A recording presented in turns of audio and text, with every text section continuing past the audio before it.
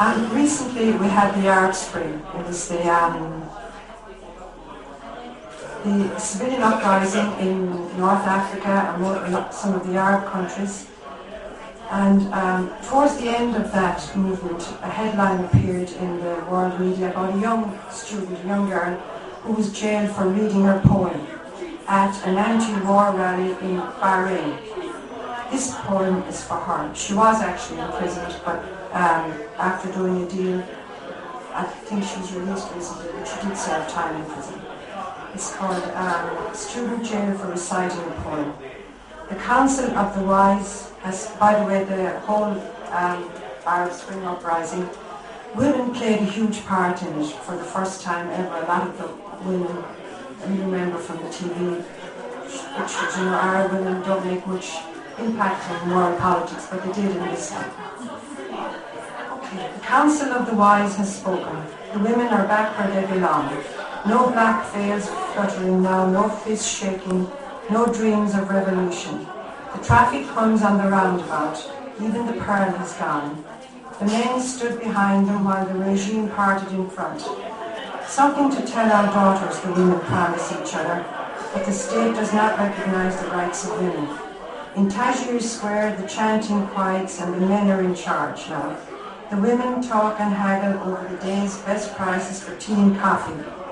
Behind the veils, neither frown nor smile. This state does not recognize the rights of women. Starbucks and Mother Care throw open their gilded doors. The Crown Prince is in Downing Street, pleading to be understood. Jailed for a verse, a young poet rhymes her fate. Not raped, only tortured this time, her mother tells the media. One must be thankful. She confesses under their guns, this enemy of the people.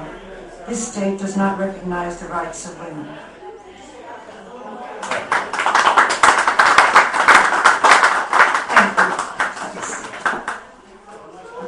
This is my last poem, and it's a love poem. It's called Morning Flight. It's 5 a.m. and I know without checking. I take up last night's book, dropped at page 8. A grocery bill marks it. Rain dribbles up on the skylight window and birds assemble in the old pines. One each as clamorous as the other. I read the bill, sculpted into sharp creases. The girls next door come home, high heels tattooing the pavement. A door drums shut. The child in the next room stirs, mumbling through a dream. Folding the sides, I model a paper airplane. Shake its beak, a whole hour has evaporated.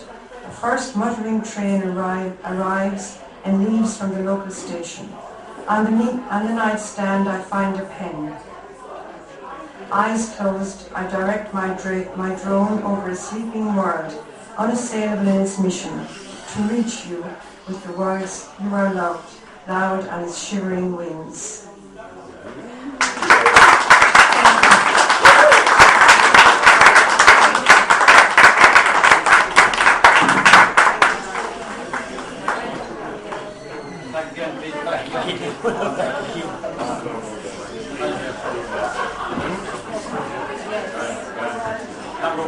Secretary White House Protocols, thank you very much.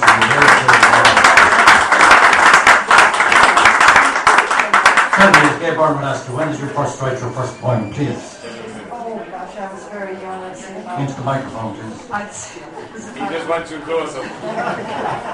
Oh, I'm sure I was a teenager. I would take no note of these surreptitious remarks. You're likely to get to that bitter, hungry, sexual audience. I was probably a teenager. Most people begin writing poetry, I think, in their teenagers.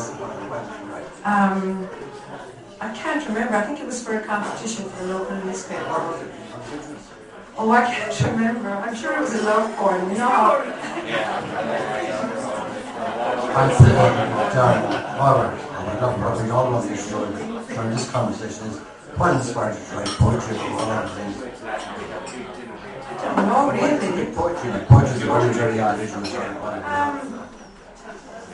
I really don't know. I couldn't say. I don't know what inspires most people to write poetry. I suppose it's... I don't know.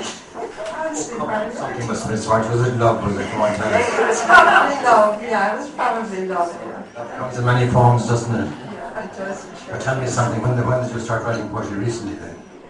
No, probably 3 or 4, maybe 4 or 5 years ago, probably, yeah.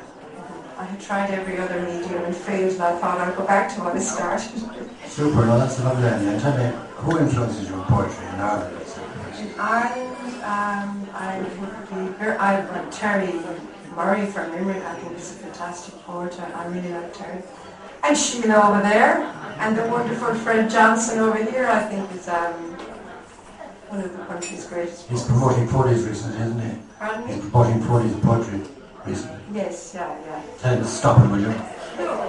Especially using the White House, not a very good appropriate. Say good humor. Go on, back to yourself again, please. When you're going to publish your book? Well, I'm trying to get a collection together, so hopefully sometime within the next lifetime. No, that's not a very official answer. I know, yeah. And it takes a while, you know. How many points have you already escaped on the say that's into the secret? Come on. I just pick a figure out of the air, 20. Is that enough for a collection, do you think? I wouldn't have any knowledge of that. I'm quite sure the friend will help in that matter. And good luck to both of you, and I mean it most sincerely. Good luck in your work, good luck in your life, and everything you do with it. A one for every one of the audience. And let's have one more poem before we leave. Have one more poem. But I put the microphone into position for you and enjoy yourself. And thank you very much, Mary Ellen. It was lovely to have you with us.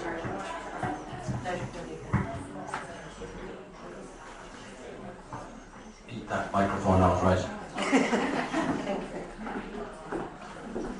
Okay, this is called Nobody Dies.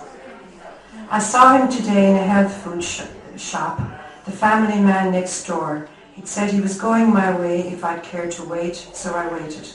He had children and was safe as a house, and I was new in town. He offered me tea and toast while I admired the mad happy garden pictures his children made. I tried not to look at the open bedroom door and the yellow cover on an unmade bed. His wife's shoes in neurotic rows, a dictatorship of styles. His voice assuring me I'd be fine, nobody dies from it.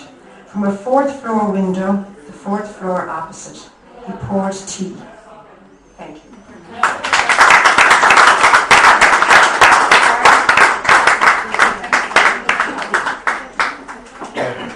Thank you very much indeed, Mary Ellen. Thanks a million for a lovely, fine evening. And I'd like to thank all the upright poets individually. Thank every one of you for your individual performances.